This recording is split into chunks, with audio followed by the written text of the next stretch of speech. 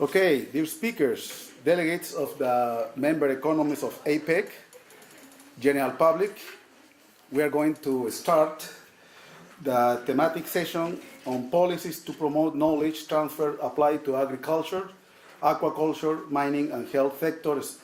This session is in agriculture. And I'm going to, and it's going to start under the direction of Mónica, of Dr. Mónica Alandete Saez, Director of Education and Analysis from the University of California in Davis. Dr. Alandete Saez is Director of Analysis and Education at PIPRA, and she is a registered patent agent to practice law before the U.S. Patent and Trademark Office. She was born in Valencia, Spain. She obtained her BS degree in biochemistry at the University of Valencia in 1999. She moved to England to complete a master's in plant biotechnology at the University of Sussex in Brighton, and a PhD in plant molecular biology at the University of Nottingham. She completed 2 postdoctoral positions at the University of California in Berkeley and Davis between 2006 and 2009, from which she published research papers in leading scientific journals such as Science and Gene and Development. She joined PIPRA in 2009.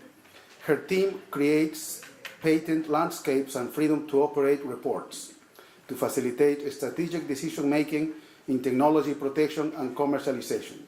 She provides leadership on the educational program in PIPRA, including strategic management in implementing a platform of activities that supports training and capacity building programs targeting research institutions related to intellectual property management and technology transfer.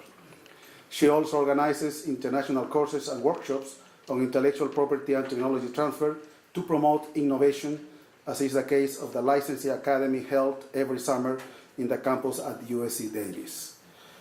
Dr. Alandete Saez. Mónica, please.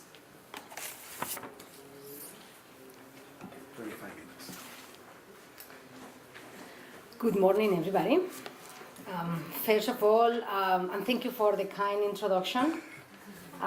First of all, I would like to thank the organizers, CONACYT, CONCITEC, and the APEC for the invitation, very kind invitation to participate in this workshop. And in this first session, we are going to talk about policies to promote knowledge transfer and technology transfer in agriculture sector.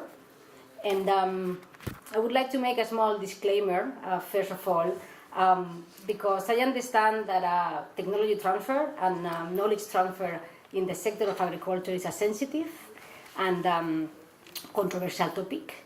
And my goal and the intention with this presentation is to open dialogue and to create an opportunity for discussion. And with this, I will start with the presentation. So agricultural research has been historically a public good. In the early 60s and 70s, there were really brilliant scientists that were doing research in this field, including Gurdjieff Kush, that generated and developed over 300 rice varieties that are currently feeding the world, and he was awarded the World Food Prize in 1996 for that. Or the UC Davis scientist Charles Rick, that collected germplasm and created an invaluable collection of tomato wild species that commercial tomatoes that are available in the supermarket today contain genetics from. However, agricultural research is becoming increasingly a private asset. And this is because since the 80s, patents started being granted for inventions that were related to the agriculture and the ag biotech space. In this graph, you can see that the trend started in the 1980s but has become a norm in the United States, in developed countries, but it's also becoming the same norm in emerging economies and developing countries.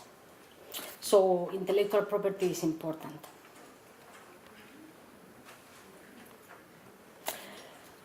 Proprietary rights or patents associated to inventions related to the agricultural research created in the past and still are creating some IP challenges for public research and also created missed opportunities for crop development. And an example of this is the golden rice, which was a biotech crop that was initially developed in the early 2000s. And it was an engineered rice variety trying to have increased level of beta-carotene and vitamin A. And what happened, that in 2000 there was a study related to whether this new variety could be commercialized. And they found that that specific golden rice had associated with it 90 proprietary technologies, including US patents, 40 US patents in the United States. However, even though, despite all the challenges and obstacles that this technology has faced over the last 15 years in intellectual property and regulatory issues, recently in 2018, the United States Food and Drug Administration, FDA, has approved commercial release of the golden rice, and the same, there has been a regulatory approval for the counterpart agency in Australia, New Zealand, and Canada. So I think sooner than later the golden rice will be available in the supermarket. And before I move on, also emphasize that there were two champions that actually made this possible. One was Erie, that was responsible of all the R&D, and the Gates Foundation that was involved in the support and the financing of this project. So as a response of these IP challenges in agriculture, PIPRA, that stands for Public Intellectual Property Resource for Agriculture, was created in 2004. And it had the mission to help research institutions to understand the role of intellectual property in agriculture and to help them manage intellectual property to support innovation and global development. We have collaborated since then with multiple international actors, governments, private foundations, and even the in the public and the private sector. Over the years, we have evolved with our stakeholders to actually meet the needs associated to IP management and technology transfer. And because of that, we have created an array of programs, capacity building and training programs that help research institutions to manage their IP and to promote innovation. And among those services that we offer are workshops in IP management and technology transfer, institutional need assessments and commercialization capacities, institutional IP policy to support, and we also provide technology commercialization strategy in the form of patent landscapes and freedom to operate. And our STAR program is the Licensing Academy, which is a program that is offered in collaboration with the UC Davis School of Law. Every summer, the second 2 weeks of June, we offer this program for the past 8 years. On Monday, June 18, we launched the 2018 edition. And during these 8 programs, we have trained more than 275 IP professionals globally, coming from more than 50 different countries. So with that sort of introduction, I've set the stage and I've emphasized how important intellectual property has become in agricultural research. if we are going to talk about policies that promote knowledge transfer in agriculture, I believe it's essential to keep intellectual property at the heart of the discussion, because any policies will have to take into consideration.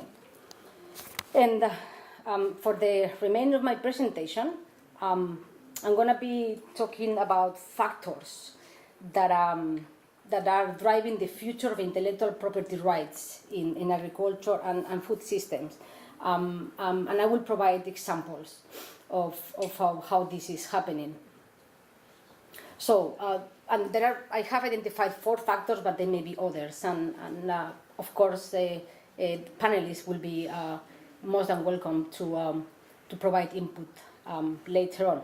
So these factors are the shift from public to private research and development in agriculture, the necessity of creating commercial channels for distribution of agricultural innovations, the high cost of agricultural biotechnology applications, and the increasing technological sophistication and investment associated to agriculture.